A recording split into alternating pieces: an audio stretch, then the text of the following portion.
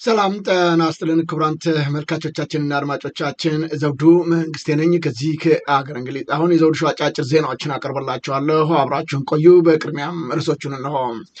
የኮንክሪት ምሽጎች በፋኖ ተደረማመሱ፣ የአየር ወለድ ከፍተኛ አመራሮች ፋኖን ተቀላቀሉ፣ በመከላከያ ዩኒፎርም ተቃውሞ ማሰማት ያስቀጣል ተባለ፣ እገታ የፈጸሙ ተቀጡ፣ የእስልምና ምክር ቤትም የቀብር ዋጋ ጨምሯል አለ፣ የኬንያ ከተሞችም በተቃውሞ ሰልፍ ተናጡ፣ ሶማሌ እውቅና ልታገኝ መሆኑ ተነገረ፣ ሱዳን የኢትዮጵያን የድንበር ከተማ ተቆጣጠረች፣ ትራምፕን ለገደለ $58 ሚሊዮን እሸልማለሁ አለች ኢራን።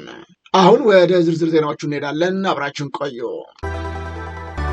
ፋኖ በርካታ ምሽጎችን ደረማመሰው። በአማራ ፋኖ ጎንደር ጠቅላይ ግዛት እዝ 204ኛው አስቻለው ደሴ ኮር በእብናት ከተማ ነው በትላንትናው ዕለት ከጠዋቱ 3 ሰዓት ጀምሮ ባደረገው ተጋድሎ ከ8 በላይ ምሽጎችን ሰባብሮ አንጸባራቂ ድል ማስመዝገቡን ገልጧል።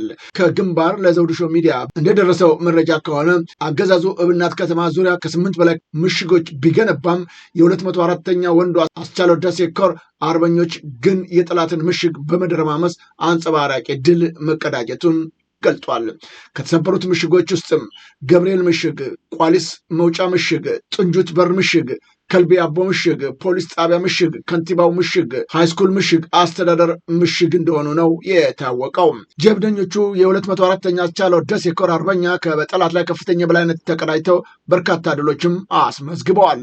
በድሉ የተገኙ ውጤቶች በተሰባበሩት ምሽጎች የጠላት ኃይል ከፍተኛ ሙትና ቁስለኛ እንዲሁም ምርኮ መደረጉ ነው ያሳወቁት። ከፍተኛ ቁጥር ያለው ክላሽንኮቭ መሳሪያዎችን፣ ወታደራዊ ቁሳቁሶችን እንደዚሁም በርካታ ምርኮኞችን በእጃቸው ማስገባታቸው ነው በአማራ ፋኖ ጎንደር ጠቅላይ ግዛት በላይ እዝ 204ኛ አስቻለው ደሴ ኮር የህዝብ ግንኙነት መረጃውን ለዘውዱ ሾው ሚዲያ የላከው። ከፍተኛ የጦር አመራሮች ከነሙሉ ትጥቃቸው ፋኖን ተቀላቀሉ። በከፍተኛ ደህንነት ስራ የ112ኛ አየር ወለድ ክፍለ ጦር ከፍተኛ አመራሮች ናቸው ከነሙሉ ትጥቃቸው ፋኖን መቀላቀላቸው የታወቀው። በሬማ ከተማ በመሸገው አየር ወለድ ሰራዊት መካከል የተኩስ ልውውጥም መካሄዱ ታውቋል። የአማራ ፋኖ ብሔራዊ ንቅናቄ ሸዋ ጠቅላይ ግዛት አሳምነው እዝ ካህዶች በሰሩት ከፍተኛ ጥንቃቄ የተሞላበት የደህንነት ስራ ነው የብልጽግናው የአየር ወለድ ክፍለ ጦር ቁልፍ አመራሮችን ስቦ በማስከዳት ረገድ እጅግ ውጤታማ ተግባር መፈጸሙ ታውቋል። ከአዲስ አበባ መናገሻ ከተማ መንግስት ደጃፍ ላይ የሚንቀሳቀሰው የከሰም 2ኛ ክፍለ ጦር ኃይለማርያም ማሞ ክፍለ ጦር የፋኖ ሰራዊት ያገዛዙን ዙፋን አስጠባቂ የሆነውን የ112ኛ አየር ወለድ ክፍለ ጦር አመራሮችን ስቦ በማስከዳት በወቅቱም ከፍተኛ የውጊያ ሽፋን በመስጠት ያገዛዙን ወታደራዊ ቁልፍ አመራሮች ማስኮብለል መቻሉ ነው ኮሩ ለዘውዱ ሾው በላከው መረጃ የገለጸው።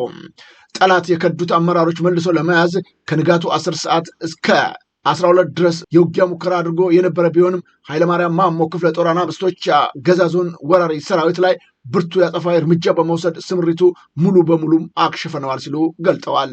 ፋኖን አምነው የኮበለሉ 2 ከፍተኛ የ112ኛው አየር ወለድ ክፍለ ጦር አመራሮች ከነሙሉ የደህንነት ጥበቃ በክብር ተቀብለናቸዋል ሲልም አሳውቀዋል። ጀግናው የአማራ ፋኖ የተቀላቀሉት ያገዛዙ አየር ወለድ ቁልፍ አመራሮች 100 አለቃ ዋቄ አባ ድባና 50 አለቃ ግርማ አበረ ሲሆኑ ወደ ህዝባዊ ኃይሉ ሲንቀሳቀሱ በስርዓቱ መዋቅር ላይ ከፍተኛ መደናገጥ መፍጠሩም ታውቋል። በክፍለ ጦሩ ውስጥ የሻለቃ መሪ የነበረው 100 አለቃ ዋቆ አባ ድባ የወታደራዊ መገናኛ ሬዲዮና እንደዚሁም ክላሽንኮቭ ጠመንጃ 120 በላይ የክላሽ ጥይቶችና የእጅ ቦምቦችን ይዞ የገባ ሲሆን የጋንታው መሪ የነበረው 50 አለቃ ግርማ አበረን በበኩሉ አንድ ሀዲድ ክላሽንኮቭ ጠመንጃ እና እንደዚሁ 160 በላይ ክላሽንኮቭ ጥይት 3 የክላሽ ካዝናዎችና ሙሉ የደረት ትጥቅ በመያዝ ክፍለ ጦሩን ተቀላቅሎታል። እነዚህ አመራሮች በየደረጃው ያሉ የፋኖ መኮንኖች ደማቅ አቀባበል እንዳደረጉላቸውም ከግንባር ያገኘነው መረጃ ያመላክታል።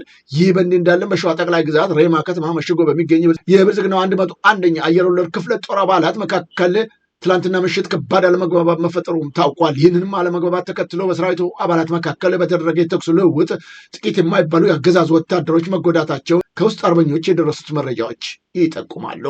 ይህ ክስተት በአሁኑ ወቅት በአገዛዙ ሰራዊት መዋቅር ውስጥ ከፍተኛ የሆነ አለመተማመንና መፍረክረክ መንገሱንም በግልጽ ያሳያል ነው የተባለው።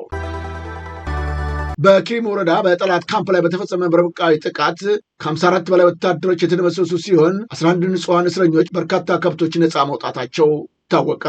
በክሪም ወረዳ ሲዶዶሮ ቀበሌ መሽጎ አካባቢውን ሰላምና ማህበረሰብ ሲያተራምስ የድሃውን አርሶ አደር ከብት ሲያርድ እንዲሁም ሆቴሎችና ሱቆችን ሲዘርፍ የሰነበተው የኦህዴድ ብልጽግና ሰራዊት ላይ እርምጃ ተወስዶበታል ብለዋል። የአማራ ፋኖ ብሔራዊ ንቅናቄ የቢዛሙን ቀጠና አንሻ ሰይድ እዝ የሚንቀሳቀሰው የይበልጣል መኮንን አዲስ ዓለም ክፍለ ጦር መሆኑም ታውቋል።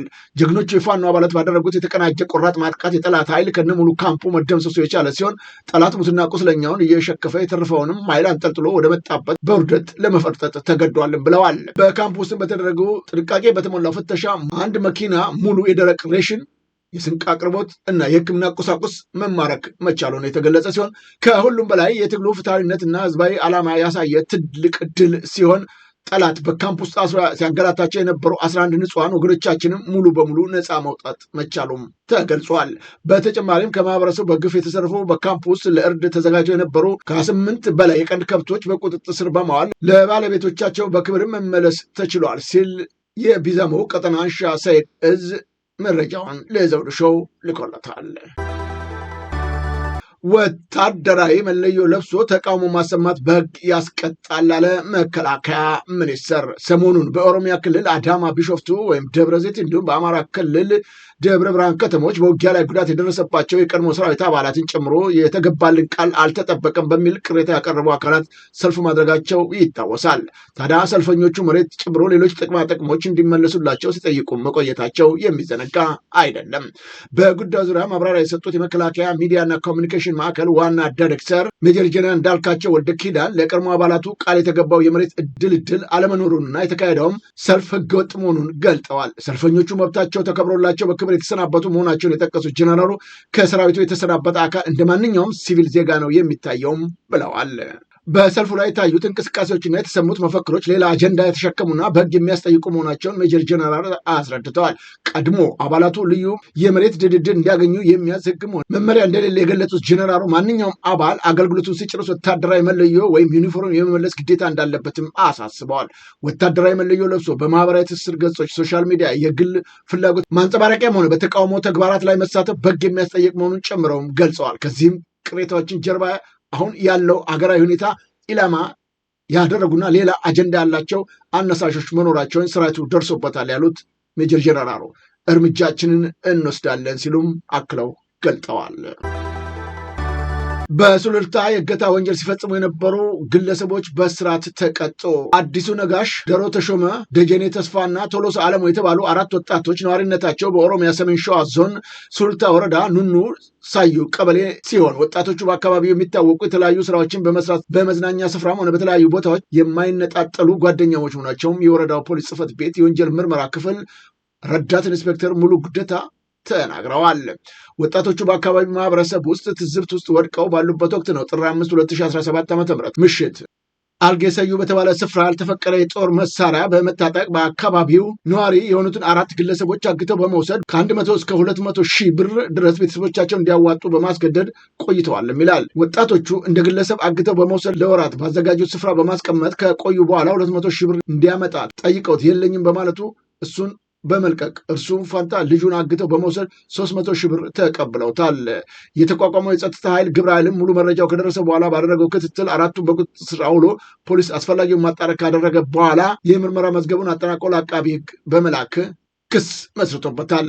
ክሱን የተመለከተው የሰሜን ሸዋ ዞን ከፍተኛ ፍርድ ቤትም 4ቱ ተከሳሾች በሰላማዊ ሰው መሃል ገብተው ህገወጥ የጦር መሳሪያ ታጥቀው ጨለማን ተገን በማድረግ ከፍተኛውን ብድና ተግባር በመፈጸማቸው ከግንቦት 8 2018 ዓ.ም በዋለው ችሎት እያንዳንዳቸው በ18 ዓመት እስራት እንዲቀጡ የወሰነባቸው መሆኑን ረዳት ኢንስፔክተር ሙሉ ጉደታ ጨምረው ለብስራት ሬዲዮ ገልጠውለታል። ይህ በእንዲህ እንዳለ በዛሬው ዕለት ረፋድ በፍቼና ገብረ ጉራቻ መካከል በአውቶቡስ ላይ ጥቃት መፈጸሙ ተነገረ። በኦሮሚያ ክልል በፍቼና ገብረ ጉራቻ መካከል በሚገኘው አሌድሮ ከተማ አቅራቢያ የታጠቁ ኃይሎች ናቸው በአንድ የህዝብ አውቶቡስ ላይ ተኩስ በመክፈት ተሳፋሪዎቹን አፍነው መውሰዳቸው ተሰምቷል። የሹፌሮቹ አንደበት እንዳጋራው መረጃ ከሆነ በጥቃቱ የአውቶቡሶች ጎማ መስታወት በጥይት የተመታ ሲሆን አሽከርካሪውም መጎዳቱ ተነግሯል። ስለ ጉዳዩ ከአካባቢው አስተዳደር መረጃ ለማግኘት የተደረገው ሙከራ ለጊዜው አልተሳካም። ይህ የ43 ኪሎ ሜትር የመንገድ ክፍል በተደጋጋሚ የእገታ የዘረፋ ወንጀል የሚፈጸምበት በመሆኑ መንገዱ ካለው አገልግሎትና ከችግሩ ግዝፈት አኳያ የሚመለከተው አካል በጥብቅ ጥበቃ ትኩረት ሊደረግለት እንደሚገባም ነዋሪዎችና መንገደኞች በጽኑ ጠይቀዋል። በዚህ በኩል በተለይም ሽመልስ አብዲሳ እንደዚሁም የብልጽግና ሰዎች ኮሎኔል ነገኛው በመተባበር የሚሰሩት ተንኮልና ደባ በመሆኑ ህዝቡን መታደግ ባለመቻላቸው በተደጋጋሚ ለሚነሱ ጥያቄዎች መፍትሄ አለመገኘቱ በጣም አሳዛኝም ነው ተብሏል። በሀገራችን ውስጥ መንቀሳቀስ የማንችልበት በየጊዜውና በየወቅቱ እየታፈን በመንግስት በኩል ምንም አይነት የደህንነት ጥበቃ አለማግኘታችን ያሳዝናል ሲሉም እየተፈጸመ ያለውን የአፈናና የእገታ የግድያ ጉዳዮች መንግስት ተጠያቂ እንደሆነም በአጽንኦት ገልጠዋል። ለቀብር የሚከፈል ገንዘብ ቅሬታ አስነሳ። የአዲስ አበባ ከተማ እስልምና ጉዳዮች ከፍተኛ ምክር ቤት ለህፃናት ቀብር ይከፈል የነበረውን 1000 ብር ወደ 2000 ብር ከፍ ማድረጉንም አስታውቋል። ለአዋቂ ቀብር ደግሞ ይከፈል የነበረውን 2000 ብር ወደ 4000 ብር ከፍ ማድረጉን ያሳወቀ ሲሆን በርካቶች ደግሞ ጭማሪው የኑሮ ውድነትን ያላገናዘበ በሚል ቅሬታ እያቀረቡም ይገኛሉ። ምክር ቤቱ ግን የተደረገ የዋጋ ጭማሪ የማህበረሰቡን ጫና የሚያቀልን ነው ብሏል። ይህንን የተረዱት አስተያየት ሰጪዎቹ ደግሞ እንዴት ነው የክፍያ ጭማሪ ጫና የሚያቀልለው የሚል ጥያቄም እያቀረቡ ይገኛሉ። የክፍያ ጭማሪው ከዚህ በፊት በአገልግሎት ክፍያ ውስጥ የማይካተተውን የብሎኬት አቅርቦት የሚጨምር መሆኑን ገልጾ ይህ በማህበረሰቡ ለብሎኬት ያወጣ የነበረውን ከ1200 ብር እስከ 1800 ብር ወጪ የሚያስቀርም ነው ብለዋል። በአዲሱ ጭማሪ አንድ ተገልጋይ የሚከፍለው 4000 የብሎኬት አቅርቦቱን ጨምሮ ሁሉም የቀብር አገልግሎት የሚጨምር መሆኑንም ገልጠዋል። አንድ የቀብር ስነስርዓት ለማከናወን በትንሹ እስከ 28 ብሎኬት እንደሚያስፈልግ ጠቅሰው በአዲሱ ማሻሻያ ይህንን አቅርቦት መጅሊሱ የሚፈጽም ይሆናልም ብለዋል። በዋጋ ማሻሻያው ላይ በበጎ ፈቃደኝነት ጃናዝ እጥበትና ሽኝት በማድረግ ለቀብር አገልግሎት በሚመጡ ተቋማት ላይ ምንም አይነት የዋጋ ጭማሪ አለመደረጉን ባጋራው መረጃም አሳውቋል። የነጌታቸው ረዳ ትግራይ ለመቆጣጠር ምክር ቤት መሰረቱ። በህወሓት ጫና ከትግራይ የሸሹ የፖለቲካ ኃይሎች ናቸው ክልሉም መልሶ ለመቆጣጠር ያስችለናል ያሉትን ምክር ቤት በአዲስ አበባ መመስረታቸው የታወቀው። እንደ ጌታቸው ረዳና ጀነራል ጻድቃን ገብረ ተንሳይ ያሉ የህወሓት ተቃዋሚዎች የመሰረቱት የትግራይ ሰላም ለውጥ ምክር ቤት የተሰኘ ተቋም ነው። ምክር ቤቱ የተመሰረተው በአፋር ክልል የሚንቀሳቀሰው ሀራ መሬት ወይ የትግራይ ለውጥ ኃይል ተጠያቂ ቡድን አዛዥ ጀነራል አቅፎ መሆኑም ታውቋል። በአዲስ አበባ ከተማ መመስረቱ የተነገረለት የለውጥ ኃይሎች ምክር ቤት ህወሓት አስወግዶ ትግራይን ለመቆጣጠር የሚሰራም ነው ተብሏል። በህወሓት ግፊት ከትግራይ የወጡት የፖለቲካ ኃይሎች እና አፋር ክልል የመሸገው ታጣቂ ቡድን በቀጣይ ስለሚኖራቸው የጋራ ትግል ሲመክሩ መሰንበታቸውም ነው የተገለጠው። አሁን ወደ ውጭ ዜና እናመራለን። ሶማሌላንድ ከ3 በላይ አገራት ለሶማሌላንድ የሀገርነት እውቅና እንደሚሰጡ የአረብ ኤሚሬት እና ሶማሌላንድ የዜና ምንጮች በስፋት እየዘገቡት እንዳለ ተገለጠ። የሀገርነት እውቅና ይሰጣሉ በሚል ከተጠቀሱት ሀገራት መካከል ዩናይትድ አረብ ኤሚሬት እና ኮሞሮስ ይገኙበታል። ከወራት በፊት እስራኤል የሶማሌላንድን እውቅና መስጠቷ የሚታወስ ሲሆን ያን ተከትሎም ከፍተኛ የፖለቲካ ትኩሳት ፈጥሮ እንደነበረ የሚዘነጋ አይደለም።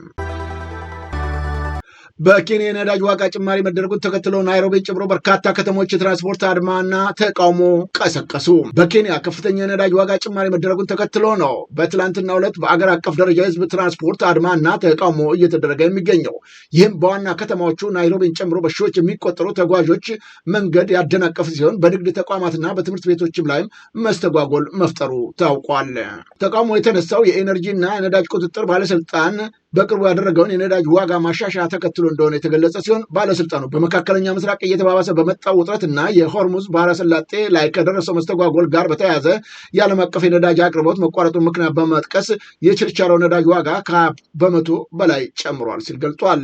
በናይሮቢ የሱፐር ቤንዚን ዋጋ በ1 ሊትር ወደ 214 ኬንያ ሽልንግ አካባቢ የደረሰ ሲሆን ናፍጣ ደግሞ ወደ 243 ሽልንግ ገደማ ከፍ ብሏል። ቢቢሲ በበኩሉ ከትራንስፖርት ዘርፍ አሊያንስ ጋር ግንኙነት ያላቸው አሽከርካሪዎች በሀገር አቀፍ ደረጃ አድማ መጀመራቸው የዘገበ ሲሆን አድመኞቹም ጎማዎችን በማቀጣጠል መንገዶችም ዘግተዋል ሲል ገልጧል። ፖሊስም በበኩሉ በተለያዩ አካባቢዎች አስለቃሽ ጋዥ በመተኮስ ምላሽ የሰጠ ሲሆን የትራንስፖርት መዘጋቱ ዋና ዋና የትራንስፖርት መስመሮችን ያሽመደመደ ሲሆን በርካታ ተጓዦች ወደ ስራ ቦታቸው ረጅም ርቀት በእግራቸው ለመጓዝ መገደዳቸው ታውቋል። የሱዳን ጦር ለኢትዮጵያ ድንበር ቅርብ የሆነችውን ስትራቴጂካዊ ከተማ ከፈጥኖ ደራሽ ኃይል ማስለቀቁ ተነገረ። የሱዳን ጦር ከ3 ዓመታት በላይ ባስቆጠረ እርስ በርስ ጦርነት ውስጥ ዋነኛ የውጊያ ማዕከል በሆነው በደቡብ ምስራቅ ብሉ ናይል ግዛት የምትገኘውን ስልታዊ ከተማ ከፈጥኖ ደራሽ ኃይሎች RSF እጅ ማስለቀቁን ነው የገለጸው። የሱዳን ጦር ባለፈው አርብ ባወጣው መግለጫም ሆራሰን የተሰኘውን ከተማ ሙሉ በሙሉ ቁጥጥር ስር መዋሉንም ይፋ አድርጓል። የብሉ ናይል ግዛት ባለው መልክዓ ምድራዊ አቀማመጥ ምክንያት በግጭቱ ውስጥ ስልታዊ ስፍራ ተደርጎ የሚወሰድ ሲሆን በአካባቢው የተቆጣጠረው ኃይል ወደ መካከለኛው ሱዳን በቀላሉ ለመግባት ወታደራዊ እንቅስቃሴ ለማድረግ ሰፊ ድል ያገኛልም ነው የተባለው። ይህ ግዛት ከኢትዮጵያ ጋር የሚያዋስነው ሲሆን የሱዳን መንግስት የኢትዮጵያንና የተባበሩት አረብ ኤሚሬትስን ፈጥኖ ደራሽ ኃይሎች በወታደራዊና በዲፕሎማሲያዊ መንገድ ይደግፋሉ በሚል በተደጋጋሚ ሲከስም ቆይተዋል። ይሁን እንጂ ሁለቱም ሀገራት የቀረበባቸውን ውንጀላ አጥብቀውም አስተባብለዋል። የአሜሪካ የባህር ኃይል ተዋጊ ጀቶች በአየር ላይ ተጋጩ። በአሜሪካ አይዳሆ ግዛት የጋንፋይተር ስካይ የአየር ትርኢት ላይ 2 EA-18G ግሎር የባህር ኃይል ተዋጊ ጀቶች ናቸው በአየር ላይ በድንገት የተጋጩት።